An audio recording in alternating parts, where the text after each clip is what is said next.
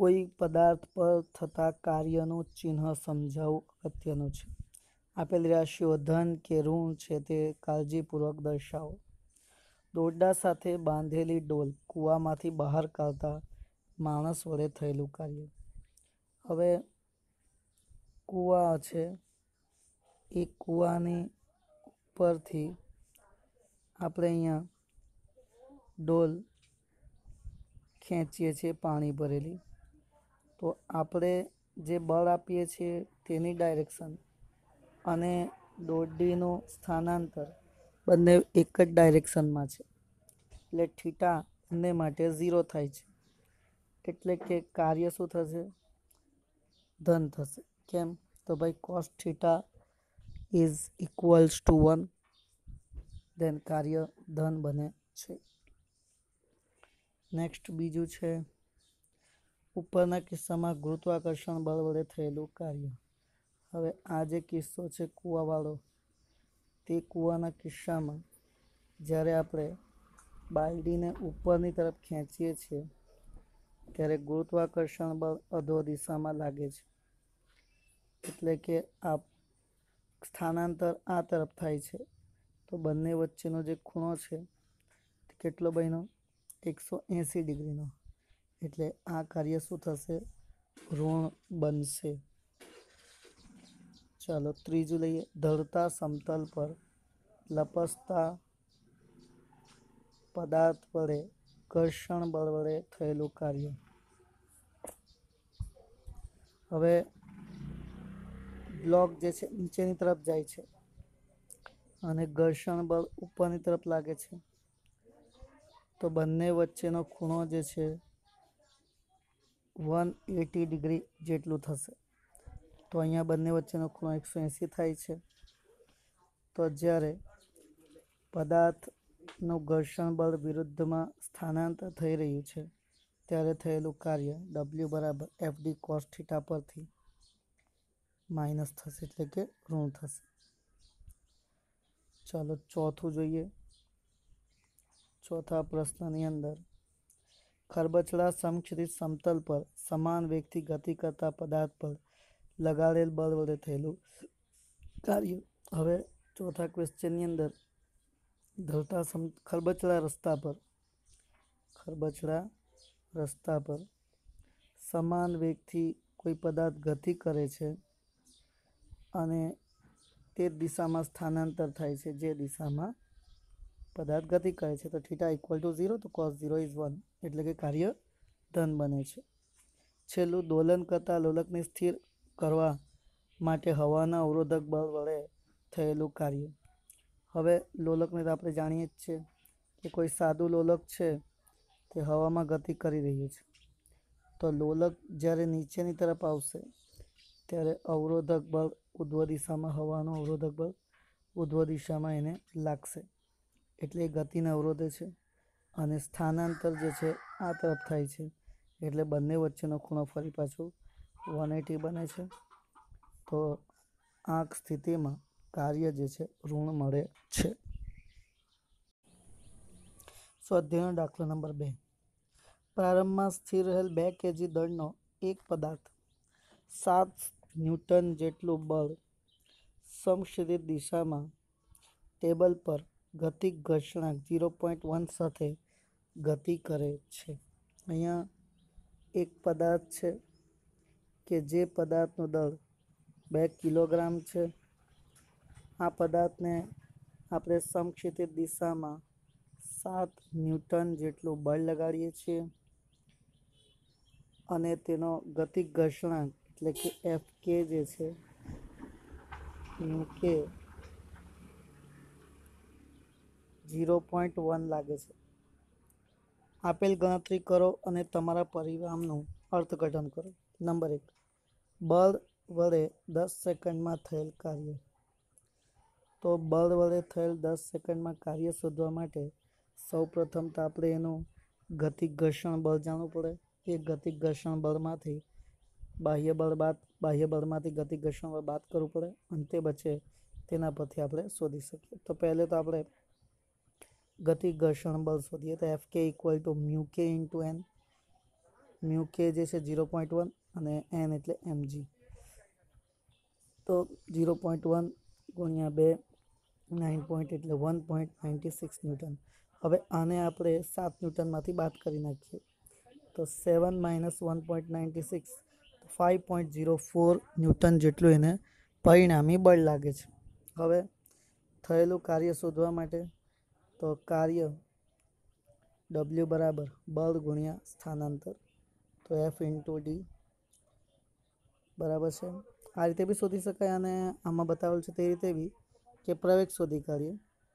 પ્રવેગ F upon એમ તો 5.04 ભાગ્યા 2 તો 2.52 અને સ્થાનાંતર કેટલું થયું તો 1/2 AT સ્ક્વેર પરથી તો 1/2 A એટલે 2.52 જે આવ્યા અને ટી 10 સેકન્ડ તો 126 મીટર થાય.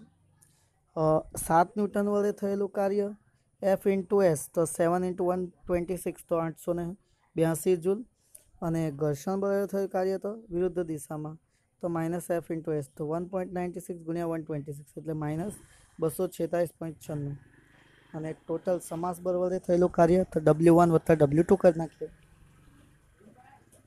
તો બેનો સરવાળો કરીએ તો 635 જૂલ થાય અને ગતિ ઉર્જા કાર્ય ઉર્જા પ્રમેયનો ઉપયોગ કરીએ તો W is equals to delta કે તો W આપણે શોધેલું છે તો તેટલું જ ગતિ ઉર્જામાં ફેરફાર 635 જૂલ બી થશે, નોંધી લેવું. આકૃતિમાં એક પરિમાણમાં સ્થિતિ ઉર્જા વિધેયના કેટલાક ઉદાહરણો આપ્યા છે. કણની કુલ ઉર્જાનું મૂલ્ય y અક્ષ પર ચોકડીની નિશાની વડે દર્શાવેલું છે. દરેક કિસ્સામાં એવા વિસ્તાર દર્શાવો જો હોય તો કે જેમાં આપેલ ઉર્જા માટે કણ અસ્તિત્વ ધરાવતો જ ન હોય. આ ઉપરાંત દરેક કિસ્સામાં કણની કુલ લઘુત્તમ ઉર્જા કેટલી હોવી જોઈએ તે દર્શાવો. ભૌતિકશાસ્ત્રની દ્રષ્ટિએ આવા કેટલાક ઉદાહરણો વિચારો કે જેમની સ્થિતિ ઉર્જાના મૂલ્યો આ સાથે મળતા હોય. ચાલો આપણે પહેલા આલેખની વાત કરીએ તો આ આલેખની અંદર સ્થિતિ ઉર્જા વિરુદ્ધ સ્થાનાંતરનો આલેખ દર્શાવેલો છે, જે દર્શાવેલો છે ચોકડીનું નિશાન બી બતાવેલું છે. આપણે જાણીએ છીએ કે અહીંયા કીધું છે કે ચોકડીના નિશાન વડે આપણે કુલ ઉર્જાને વ્યાખ્યાયિત કરેલ છે. તો પહેલા માટે આપણે વાત કરીએ તો અહીં કુલ ઉર્જા એટલે ગતિ ઉર્જા વત્તા સ્થિતિ ઉર્જા થાય છે અને ગતિ ઉર્જા એટલે યાંત્રિક ઉર્જામાંથી સ્થિતિ ઉર્જા બાદ કરી નાખી. ચાલો પહેલા માટે વાક્ય અહીંયા x ઇક્વલ ટુ 0 અને x ઇક્વલ ટુ a વચ્ચેના વિસ્તારમાં સ્થિતિ ઉર્જા શૂન્ય છે તે આલેખમાં આપણે જોઈ શકીએ. આ વિસ્તારમાં શરૂઆતના વિસ્તારમાં સ્થાનાંતર 0 છે અને પછીથી વધે છે. નેક્સ્ટ અહીં કુલ ઉર્જા E કરતાં વધારે છે તેથી આ વિસ્તારમાં ગતિ ઉર્જા ઋણ હશે, તેથી x is greater than a વિસ્તારમાં કણ પર હાજર રહેશે નહીં. આલેખ બી, આલેખ બીમાં સ્થિતિ ઉર્જા જે છે જોઈ શકો છો તમે અને સ્થાનાંતર. તો સ્થિતિ ઉર્જા અને સ્થાનાંતરની વાત કરીએ તો સ્થિતિ ઉર્જા એ કુલ ઉર્જા કરતાં વધારે છે તેથી ગતિ ઉર્જા જે છે ઋણ હશે, તેથી આલેખના કોઈપણ વિસ્તારમાં વસ્તુ હાજર હશે નહીં. ચાલો ત્રીજા આલેખની વાત કરીએ. ત્રીજા આલેખમાં આપણે જોઈ શકીએ સીની અંદર કે આ આલેખમાં x ઇક્વલ ટુ 0 અને x ઇક્વલ ટુ a અને x ગ્રેટર ધેન બી વિસ્તારમાં સ્થિતિ ઉર્જા એ કુલ ઉર્જા કરતાં વધારે છે, તેથી ગતિ ઉર્જા બી ઋણ અહીં મળશે. પરિણામે આ વિસ્તારમાં કણનું અસ્તિત્વ જ ન હોઈ શકે. હવે છેલ્લો આલેખ છે ડી. એ આલેખનું અવલોકન કરીએ તો એ અવલોકનમાં x equal to minus a p/2 અને -a/2 સુધીમાં બતાવેલું છે, -b/2 થી -a/2 સુધી અને x ઇક્વલ ટુ -a/2 થી x -b/2 વિસ્તારમાં વસ્તુનું અસ્તિત્વ નથી, કારણ કે આ વિસ્તારમાં સ્થિતિ ઉર્જા એ કુલ ઉર્જા કરતાં વધારે દર્શાવેલ છે. રેખીય સરળ આવર્ત ગતિ કરતા એક કણ માટે સ્થિતિ ઉર્જા વિધેય સ્થિતિ ઉર્જા બરાબર 1/2 kx² આપેલ છે. કે દોલકનો બળ અચળાંક છે અને કેનું મૂલ્ય 0.5 ન્યૂટન પર મીટર છે. તો સ્થિતિ ઉર્જા વિરુદ્ધ એક્સનો આલેખ આકૃતિમાં દર્શાવેલો છે. દર્શાવો કે આ સ્થિતિમાં 1 જૂલ જેટલી કુલ ઉર્જા ધરાવતો ગતિ કરતો કણ x ઇક્વલ ટુ ±2 મીટર વચ્ચે પહોંચે એટલે પાછો જ ફરવો જોઈએ. સૌપ્રથમ તો આપણને કુલ ઉર્જા અહીંયા આપી દીધેલી છે 1 જૂલ, એટલે યાંત્રિક ઉર્જા આપણી 1 જૂલ આપેલ છે. તો જો યાંત્રિક ઉર્જા સંરક્ષણના નિયમનો વાત કરીએ તો યાંત્રિક ઉર્જા એટલે કે કુલ ઉર્જા બરાબર ગતિ ઉર્જા વત્તા સ્થિતિ ઉર્જા. કુલ ઉર્જા E બરાબર આપણને 1 આપેલું છે, તો આપણે 1 જૂલ લઈ લઈએ અને એ કિંમત મૂકીએ. ગતિ ઉર્જા 1/2 mv² અને સ્થિતિ ઉર્જા 1/2 kx². હવે જ્યારે પદાર્થ ત્યાંથી રિટર્ન થાય છે, આપણે એમ સમજીએ કે પદાર્થ લોલક છે અને અહીંયાથી રિટર્ન થાય છે. રિટર્ન ક્યારે થાય? જ્યારે એનો વેગ જે છે 0 થાય ત્યારે. તો એની ગતિ ઉર્જા શું થશે? 0. તો 1 બરાબર 1/2 kx² જ થશે. તો kની કિંમત 0.5 × x², તો x² બરાબર 4. તો x બરાબર કેટલા થવાના? 2 મીટર થશે પ્લસ ઓર માઇનસ. તો આપણે સાબિત કરી દીધેલ છે. દાખલો 6.5. રોકેટનું કાસ્ટિંગ ઉડાન દરમિયાન ઘર્ષણના કારણે સળગી ઉઠે છે. કોના ભોગે સળગવા માટે જરૂરી ઉષ્મા ઉર્જા મળે છે? રોકેટ કે વાતાવરણ? તો પહેલાં આપણે એની વાત કરીએ. તો રોકેટના ઉડાન દરમિયાન તેનું કાસ્ટિંગ જે છે તે રોકેટના પોતાના લીધે સળગી ઉઠે છે. ઘર્ષણ વિરુદ્ધ થતા કાર્યના પરિણામે રોકેટની ગતિ ઉર્જા સતત ઘટે છે અને ઘર્ષણ વિરુદ્ધ સ્થાનાંતર થતા કાર્ય ઉષ્મા ઉર્જા રૂપે દેખાય છે. એટલે કે જ્યારે રોકેટ ઉડે છે ત્યારે રોકેટનું જે સ્થાનાંતર થાય છે ઘર્ષણ બળની વિરુદ્ધમાં, તેને કારણે એની અંદર ગતિ ઉર્જા પેદા થાય છે અને ગતિ ઉર્જાને કારણે ઘર્ષણ થવાને કારણે તે બંને વચ્ચે ઉષ્મા ઉર્જા પેદા થાય છે અને એના કારણે તે સળગી ઉઠે છે. એ રોકેટનું પોતાનું રીઝન છે. એટલે તો રોકેટ હંમેશા એવા મટીરિયલમાંથી બનાવવામાં આવે કે જે તાપમાનને સહન કરી શકે. બીજું નેક્સ્ટ છે, સૂર્યની આસપાસ ઘૂમતો અતિ દીર્ઘવૃત્તીય કક્ષામાં એક ધૂમકેતુ ઘૂમે છે. સામાન્ય રીતે સૂર્યના કારણે ધૂમકેતુ પર લાગતું ઘર્ષણ બળ એટલે કે ગુરુત્વાકર્ષણ બળ લંબ રૂપે લાગતું નથી. તે છતાં ધૂમકેતુની સંપૂર્ણ બ્રહ્મકક્ષા દરમિયાન તેના પર લાગતા ગુરુત્વાકર્ષણ બળ વડે થયેલ કાર્ય શૂન્ય હોય છે. એવું કેમ થાય છે? શા માટે? તો સંરક્ષી બળ જે છે, કોઈ પણ પદ પર થયેલું કાર્ય સ્થિતિ ઉર્જાના ફેરફારનારું મૂલ્ય જેટલું હોય છે. બંધ માર્ગ પર સ્થિતિ ઉર્જામાં કોઈ ફેરફાર થતો નથી, કારણ કે બંધ માર્ગ પર કેન્દ્રગામી બળ અને સ્થાનાંતર પરસ્પર લંબરૂપે હોય છે. તેથી કાર્ય કેવું થવાનું? શૂન્ય થશે. પૃથ્વીની આસપાસ પાતળા વાતાવરણમાં ભ્રમણ કરતો કૃત્રિમ ઉપગ્રહ વાતાવરણના અવરોધને કારણે તેની ઉષ્મા ગુમાવે છે, ઉર્જા ગુમાવી બેસે છે. ભલે તે સૂક્ષ્મ પ્રમાણમાં હોય તેમ છતાં તે જેમ પૃથ્વીની નજીક અને નજીક આવતો જાય તેમ તેની ઝડપ શા માટે ક્રમશઃ વધતી જાય છે? સી. તો સી માટે પૃથ્વીની આસપાસ ભ્રમણ કરતો ઉપગ્રહ જેમ પૃથ્વીની નજીક આવે તેમ તેની સ્થિતિ ઉર્જામાં ઘટે છે. એટલે કે કુલ ઉર્જા બરાબર સ્થિતિ ઉર્જા વત્તા ગતિ ઉર્જા, અને કુલ ઉર્જા અચળ હોવાથી અને સ્થિતિ ઉર્જામાં ઘટાડો થતો હોવાથી ગતિ ઉર્જા વધે છે. જો કે વાતાવરણમાં ઘર્ષણના કારણે તેની કુલ ઉર્જા ઘટે છે. તેથી ગતિ ઉર્જા શું થશે? ઘટશે. એટલે કે સૂર્ય એટલે પૃથ્વીની આજુબાજુ પાતળા વાતાવરણમાં ભ્રમણ કરતો કૃત્રિમ ઉપગ્રહ છે, તે વાતાવરણના અવરોધને કારણે તેની ઉર્જા ક્રમશઃ ગુમાવ્યા કરે છે અને પૃથ્વીની નજીક અને નજીક આવતો જાય તેમ તેની ઝડપ ક્રમશઃ વધતી જશે. છેલ્લું, આકૃતિ એમાં એક માણસ તેના હાથોમાં 15 kg દળ ઉચકીને 2 મીટર જેટલું ચાલે છે. પહેલે પોતાના હાથમાં 15 કિલો લઈને 2 મીટર ચાલે છે. આકૃતિ બીમાં તે આટલું જ અંતર દોરડું ખેંચતા ચાલે છે. દોરડું ગરગડી પરથી પસાર થઈને તેના બીજા છેડે 15 kg દળ લટકાવેલું છે. આ કિસ્સામાં વધુ કાર્ય થયું હશે. હવે આ બંનેનું આપણે ડિફરન્સ કહેવાનું છે કે કાં વધારે કાર્ય થયું હશે. હવે પહેલું જે છે તેની અંદર તે પોતે ઉચકીને લઈને જાય છે 15 kg અને બીજામાં તે દોરડા વડે સરકાવે છે. તો આકૃતિ એની વાત કરું તો માણસ તેના હાથમાં રહેલો પદાર્થ ઉચકીને સમક્ષ દિશામાં સ્થાનાંતર કરે છે. તેથી ગુરુત્વાકર્ષણ બળ અને સ્થાનાંતર બંને વચ્ચેનો ખૂણો 90 ડિગ્રી. કેમ કે વ્યક્તિ જે જાય છે તે વ્યક્તિ આમ છે અને તે સ્થાનાંતર આ દિશામાં એટલે આમ કરશે, અને ગુરુત્વાકર્ષી બળ અધો દિશામાં લાગે છે એટલે બંને વચ્ચેનો ખૂણો 90 ડિગ્રી બને. cos 90 is 0 એટલે કાર્ય શું થાય? 0 થશે. અને આકૃતિ બીની વાત કરીએ તો આકૃતિ બીની અંદર માણસ દોરડા વડે સમક્ષેત્રી દિશામાં સ્થાનાંતર કરે, પરિણામે ગરગડી પછી દોરડામાં ઉધ્વ દિશામાં બળ લાગે છે. આપણે જોઈ શકીએ કે દોરડી જે છે ગરગડીમાંથી પસાર થઈને આ 15 kg પર જાય છે. હવે 15 kgનો જે પદાર્થ જે છે તેનું વજન બળ અધો દિશામાં છે. તો આ બળ 15 kg દળનો પદાર્થ આ બળની અસર હેઠળ ઉધ્વ દિશામાં 2 મીટર જેટલું સ્થાનાંતર કરે છે. તેથી થતું કાર્ય FD બરાબર cos 0, તો F ઇન્ટુ ડી થશે.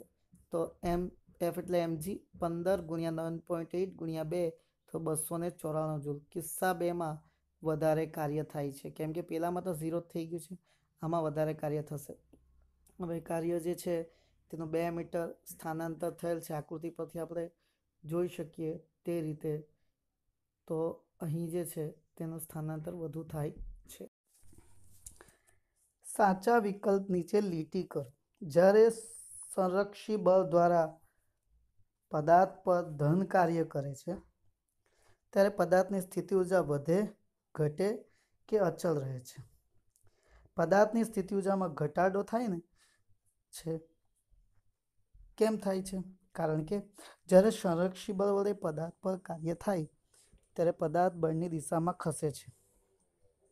તેથી પદાર્થ પર લાગતું બળ તેના કેન્દ્ર પર લાગતું દેખાય છે, જે તેનું સ્થાનાંતર ઘટાડો છે તે દર્શાવે છે. અને એને કારણે સ્થિતિ ઉર્જા શું થશે? ઘટે છે. પદાર્થ વડે ઘર્ષણ વિરુદ્ધ કાર્ય હંમેશા તેની ગતિ ઉર્જા સ્થિતિ ઉર્જામાં ઘટાડામાં પરિણમે છે. તો પદાર્થ વડે ઘર્ષણ વિરુદ્ધ થયેલું કાર્ય હંમેશા તેની સ્થિતિ ઉર્જાના ઘટાડામાં પરિણમે છે. શું થાય છે? ગતિ ઉર્જામાં ઘટાડો થાય છે. આનું કારણ શું છે? ગતિની વિરુદ્ધ દિશામાં ઘર્ષણ લાગે છે. ત્રીજું, વધુ કણ ધરાવતા તંત્રના કુલ વેગમાનમાં થતા ફેરફારનો દર બાહ્ય બળ તંત્ર પરના આંતરિક બળોના સરવાળાને સમપ્રમાણમાં હોય છે. જો વધુ કણ ધરાવતો તંત્રના કુલ વેગમાનમાં થતા ફેરફારનો દર જે છે ને તે તેના બળના સમપ્રમાણમાં છે. કારણ કે આંતરિક બળો તંત્રના કુલ અથવા પરિણામી વેગમાનના ફેરફાર કરી શકે નહીં. તંત્ર પરના આંતરિક બળોનું પરિણામી બળ શૂન્ય હોય છે, એટલે કે વેગમાનનો ફેરફાર શૂન્ય થાય છે. એટલે P. બે પદાર્થોની અસ્થિતિસ્થાપક અથડામણમાં જે રાશિઓ અથડામણ પછી બદલાતી નથી તે કુલ ગતિ ઉર્જા કે કુલ રેખીય વેગમાન બે પદાર્થો વડે બનતા તંત્રની કુલ ઉર્જા છે. બે પદાર્થોની અસ્થિતિસ્થાપક અથડામણમાં જે રાશિઓના અથડામણ પછી બદલાતી નથી તે કુલ ગતિ ઉર્જા અને કુલ રેખીય વેગમાન બે પદાર્થો વડે બનતા તંત્રની કુલ ઉર્જા છે. પ્રારંભમાં એક પદાર્થ સ્થિર છે તે એક પરિમાણમાં અચળ પ્રવેગથી ગતિ શરૂ કરે છે. ટી સમયે તેને મળતો પાવર કોના સમપ્રમાણમાં હશે? તો આના માટે આપણે સૌ પ્રથમ તો પીના સૂત્ર પર જઈશું. પાવરનું સૂત્ર P = F × V છે. હવે વીની જગ્યાએ આપણે બીજું એક સૂત્ર મૂકવા જઈ રહ્યા છીએ. તો એ સૂત્ર આપણે બનાવીએ કે ભાઈ V = V0 + AT હોય અને સ્થિર સ્થિતિ છે એટલે પ્રારંભિક વેગ તો 0, તો બચ્યું હું AT. તો એની જગ્યાએ V/T લખી શકીએ, બરાબર. તો A બરાબર V/T લખી શકાય. હવે આપણું જે સૂત્ર છે તેની અંદર આપણે Vની કિંમત મૂકવી છે ને, તો Vની કિંમત મૂકવા માટે V બરાબર AT લખી શકીએ અને એની જગ્યાએ આપણે F/m લખીએ તો શું લખાશે? F/m × T. હવે F/f² થઈ જાય. m વડે આપણે ઉપર નીચે મલ્ટીપ્લાય કરી દઈએ તો આ m² થઈ જાય. તો F/m² કરીએ ગુણ્યા m તો શું થઈ જશે? A² m × T. એટલે કે પાવર જે છે તે ટીના સમપ્રમાણમાં છે. એક પદાર્થ અચળ પાવરના ઉદ્ગમની અસર હેઠળ એક દિશામાં ગતિ કરે છે ટી સમયમાં તેનું સ્થાનાંતર કોના સમપ્રમાણમાં હશે?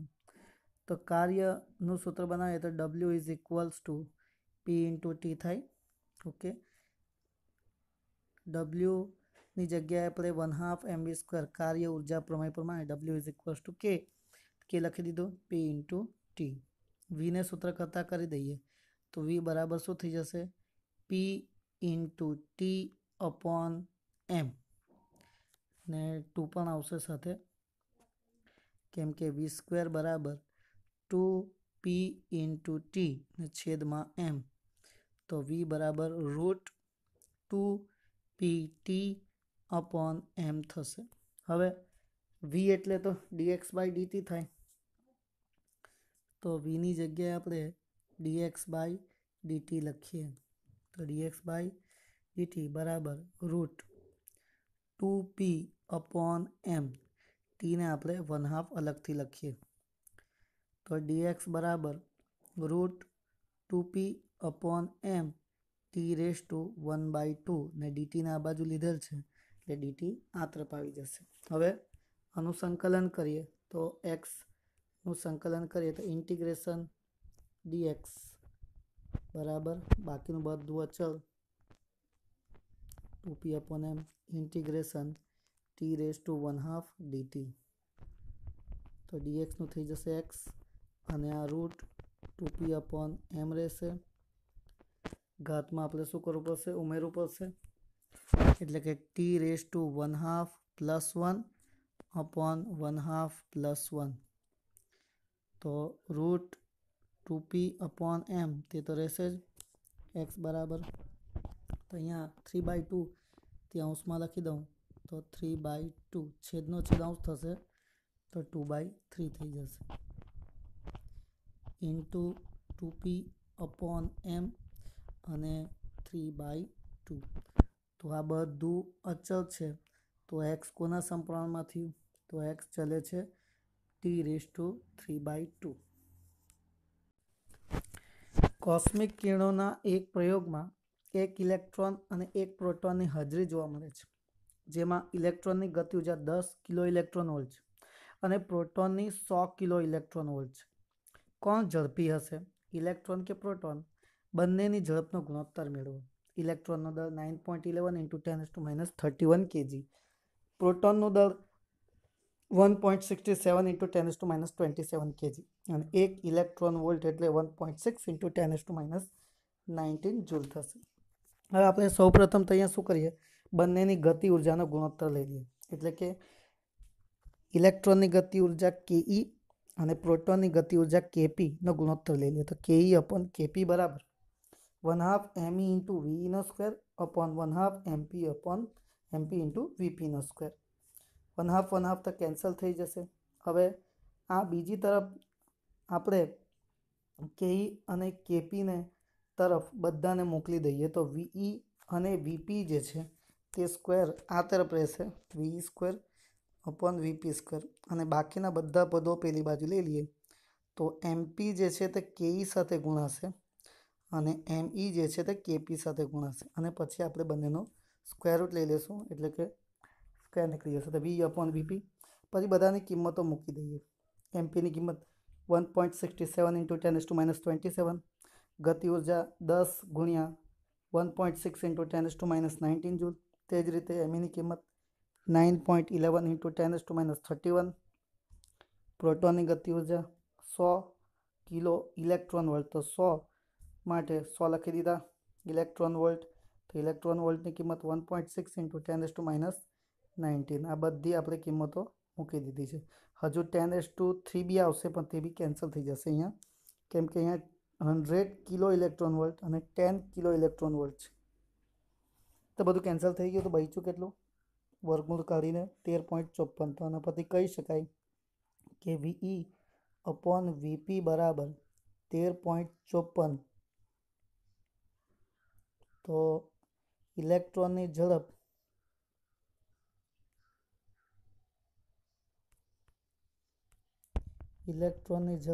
એ પ્રોટોન કરતાં 13 ગણી વધારે છે, એટલે કે ve is greater than VP. એમ બી જે પદાર્થ હલકો હોય તેની ઝડપ વધારે જ થવાની.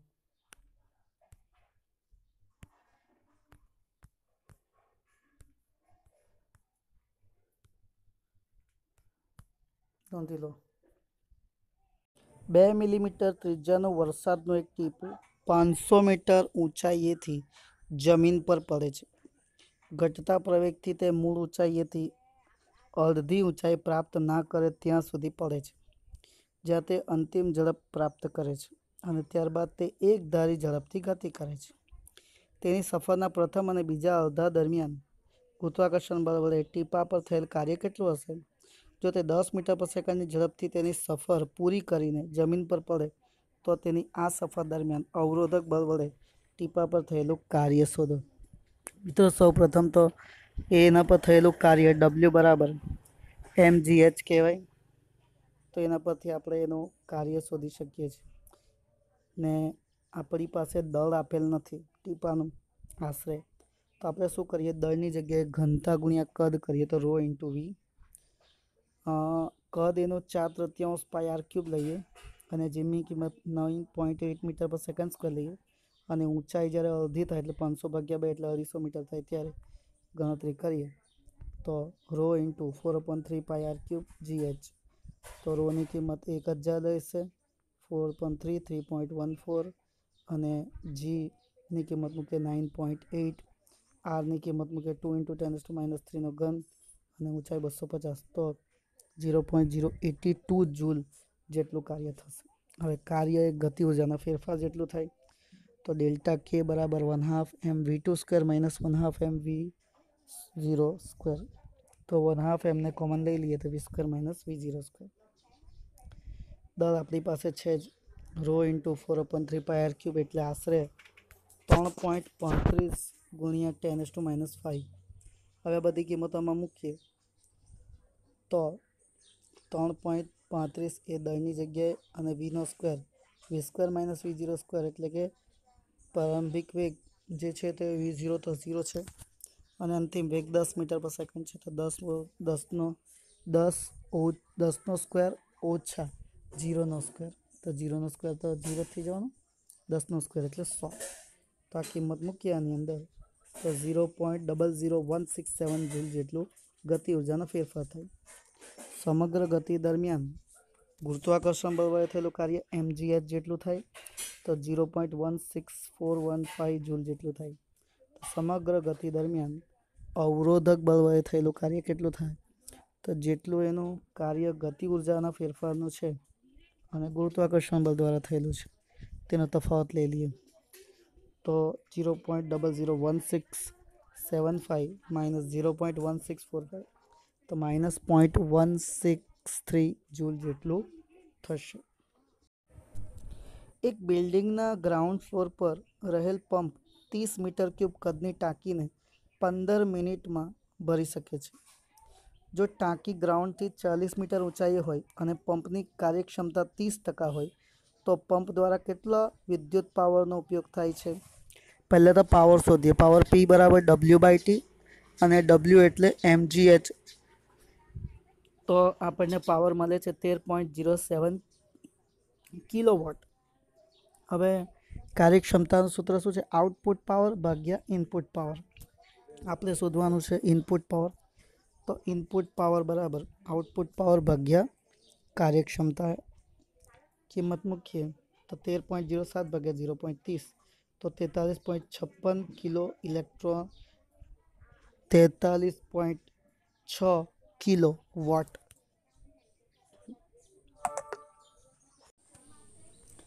એક લોલકના ગોળાને સમક્ષિતિજ સ્થિતિ પરથી છોડવામાં આવે છે.